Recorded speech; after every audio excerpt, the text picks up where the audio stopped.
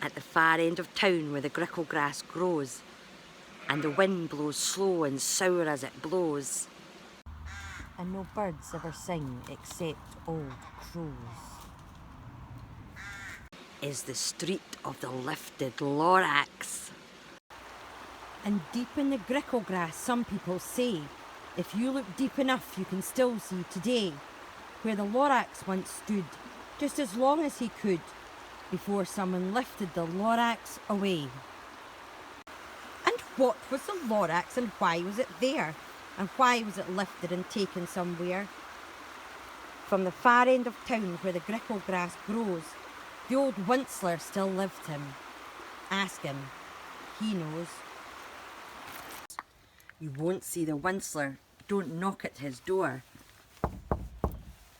He stays in his lercum at the top of his store. He stays in his lercum cold under the roof, where he makes his own clothes out of muffered moof. And in special dark midnights in August he peeks out of the shutters, and sometimes he speaks and tells how the Lorax was lifted away. He'll tell you perhaps if you're willing to pay. On the end of a rope he lets down a tin pail, and you have to toss in 15 pence and a nail, and the shell of a great-great-grandfather's snail.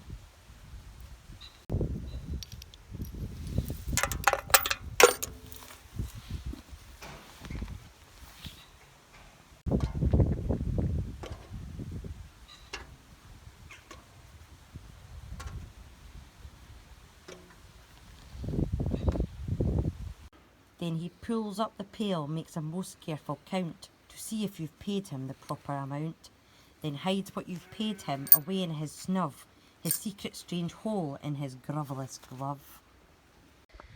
Then he grunts, I will call you by whisper my phone, for the secrets I tell you are for your ears alone.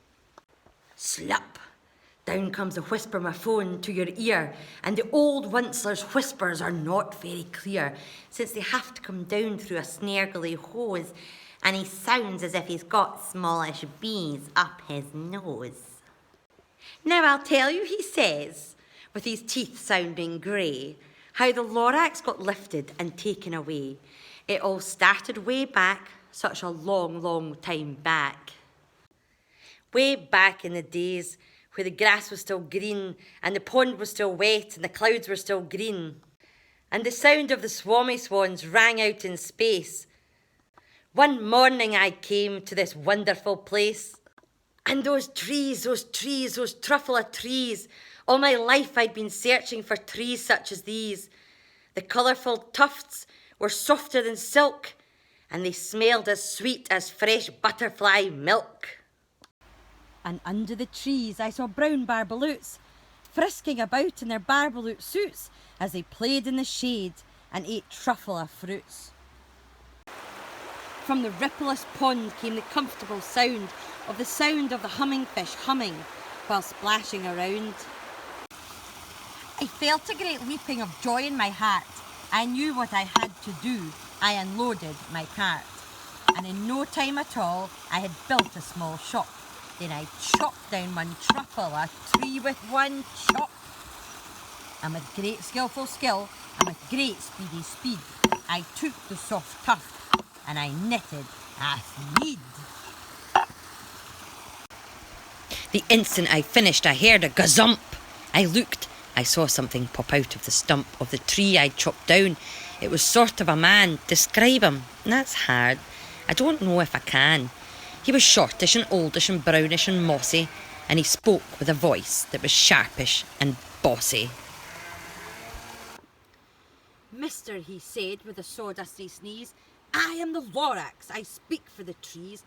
I speak for the trees, if the trees have no tongues, and I'm asking you, sir, at the top of my lungs. He was very upset as he shouted and puffed. What's that thing you've made out of my truffle tuft? Look, Lorax, I said, there's no cause for alarm. I chopped down one tree, I'm doing no harm. and being quite useful. This thing is a thneed. A thneed is a thing that everyone needs. It's a shirt, it's a sock, it's a glove, it's a hat. It has other uses, yes, far beyond that. You can use it for carpets, for pillows, for sheets, or curtains or covers for bicycle seats. The Lorax said, "Sir, you are crazy with greed. No one on earth would buy that full thneed." But the very next minute I proved he was wrong. For just that minute a chap came along and he thought that the thneed I had knitted was great, and he bought it for a mere £3.98. I laughed at the Lorax. "You stupid poor guy. You never can tell what some people will buy." "I repeat," cried the Lorax, "I speak for the trees." "I'm busy," I told him. "Be quiet if you please." I rushed across the room, and in no time at all I'd built a radio phone and I put in a quick call. I called my brothers and uncles and aunts and I said, "Listen here, here's a wonderful chance for the whole Winsler family to get mighty rich. Get over here now, take the road to North Nitch, turn left at Wee Hawkins, sharp right at South Snitch." And in no time at all the factory was built and the whole Winsler family was working full tilt. We were all knitting threads, just as busy as bees, to the sound of the chopping of truffle trees. Then, oh, how my business did grow. Now chopping one truffle tree was too slow. So I quickly invented my super axe hacker, which whacked off 4 truffle trees at one smacker. We were making threads 4 times as fast as before, and that Lorax, he didn't show up anymore. But the next week he knocked at my new office door. He snapped, "I am the Lorax. I speak for the trees, which you seem to be chopping as fast as you please. But I'm also in charge of the brown barbaloots who play in the shade in their barbaloot suits and happily lived eating truffle fruits. Now, thanks to your hacking my trees to the ground, there's not enough truffle fruits to go round. And my poor barbaloots are all gretting the crummies because they only have gas and no food in their tummies. They love living here, but I can't let them stay. They'll have to find food, and I hope that they may. Good luck, boys," he cried, and he sent them away.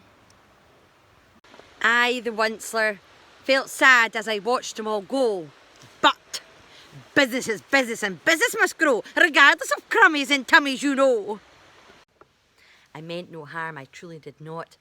But I had to grow bigger, so bigger I got. I biggered my factory, I biggered my roads, I biggered my wagons, I biggered their loads of the threads I shipped out. I was shipping them forth to the north, to the south, to the east, to the west. I went right on biggering and selling more thneeds, which everyone needs. Then again he came back. I was fixing some pipes when that old nuisance Lorax came back with more gripes. "I am the Lorax," he coughed and he whiffed. He sneezed and he snuffled, he snargled, he sniffed. "Winsler," he cried with a cruffless croak, "you're making such horrible smogulous smoke." My poor swammy swans, while they can't sing a note. No one can sing who has smog in their throat. And so, said the Lorax, "Please pardon my cough. They cannot live here, so I'm sending them off. Where will they go? I don't hopefully know. They may have to fly for a month or a year to escape from the smog you've smogged up around here." "What's more," snapped the Lorax, his donner was up, "let me say a few words about Gluppity Glup. Your machinery chugs on day and night without stop, making gluppity glup and schlippity schlop. And what do you do with this leftover goo? I'll show you, you dirty old Winsler, you. You're glumping the pond where the humming fish hummed. No more could they hum, for their gills are all gummed. So I'm sending them off. Oh, their future is dreary. They'll walk on their fins and get woefully weary in search of some water that isn't so smeary." And then I got mad. I got terribly mad. I yelled at the Lorax, "Now listen here, Dad. All you do is yap, yap, yap and say bad, bad, bad. Well, I have my rights, sir, and I'm telling you, I intend to do just what I do. And for your information, you Lorax, I'm figuring on biggering and biggering and biggering, turning more and more truffula trees into seeds, which everyone needs. The Lorax said nothing, just gave me a glance, just gave me a sad, sad backward glance as he lifted himself by the seat of his pants. And I'll never forget the grim look on his face when he hoisted himself and took leave of this place, through a hole in the smog without leaving a trace. And all that the Lorax left here in this mess was a small pile of rocks with one word, unless. Whatever that meant, well, I just couldn't guess. That was long, long ago, but each day since that day, I've sat here and worried away. Through the years while my buildings have fallen apart, I've worried about it with all of my heart. But now, said the Onceler, now that you're here, the word of the Lorax seems perfectly clear. Unless someone like you cares a whole awful lot, nothing is going to get better. It's not. So catch, calls the Onceler. He lets something fall. It's a truffula seed. It's the last seed of them all. You are in charge of the last of the truffula seeds. And truffula trees are what everyone needs. Plant a new truffula, treat it with care, give it clean water and feed it fresh air. Grow a forest, protect it from axes that hacks. Then the Lorax and all of his friends may come back. Bye bye, boys and girls. See you again tomorrow.